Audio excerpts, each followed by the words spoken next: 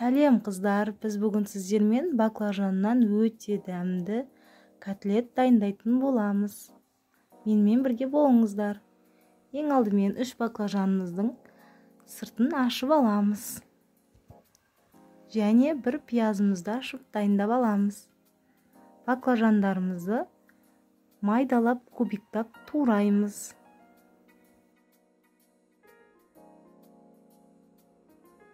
Барлық баклажандарымызды турап болғаннан соң, бір пиязымызды қатты үлкен емес етіп, осылай видеодағыдай турап аламыз.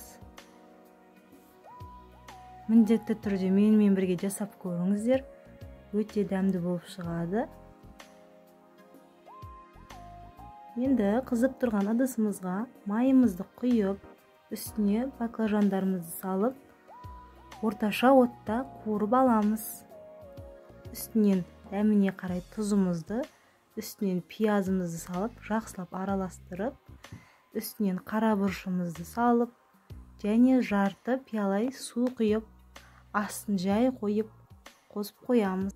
7-8 минуттай тұруы қажет. Одан соң бөлек ыдысымызға салып, суытып аламыз. Ендігі кезекте 2 помидорымызды майдалап, кубиктап турап аламыз.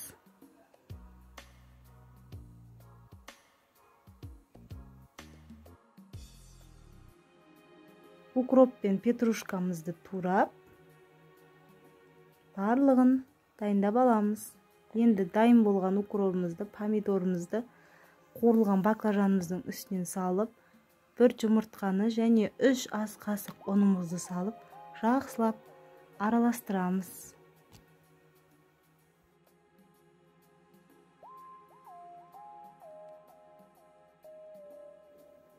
Барлығын араластырып болғаннан соң, қолымызға бір уыстап алып, панировочный сухарикімізге аунатып, барлығын дайындап аламыз. Баклажандарымызды қолымызға ұстағанда қатты етіп, нығыздап жасау қажет, немесе қуырылып жатқан кезде ашылып кетуі мүмкін. Келесі кезекте қызып тұрған табамызға майымызды құйып, котлеттерімізді орналастырамыз. Үстінен осылай сәл-сәл басып, қызарғанынша қуырып аламыз. Орташа отта тұруы қажет, немесе күйіп кетеді.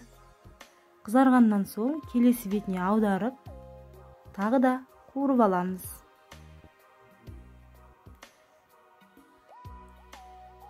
Барлық котлеттерімізді осылай қуырып аламыз. Біздің осындай өте дәмді, өте жұмсақ, ерекше дайындалатын котлеттеріміз дайын. Барлықтарыңызға ас болсын.